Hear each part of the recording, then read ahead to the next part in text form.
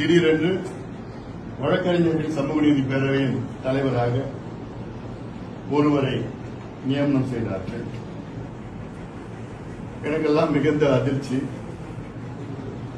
நியமனம் செய்யப்பட்ட அவர் என்னை பொறுத்தவரை அடிப்படையிலே ஒரு வழக்கறிஞராக கூட தகுதி இல்லாதவர்.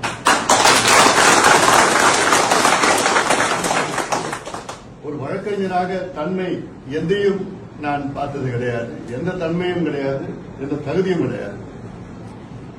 அது ஒரு பக்கம் இருக்க, நம்முடைய வழக்கறிஞர் பாலு தலைமையிலே 22 ஆண்டு காலமாக வழக்கறிஞர் சமூக நீதி பேரவை மிக சிறப்பாக செயல்பட்டுக் கொண்டிருக்கிறது.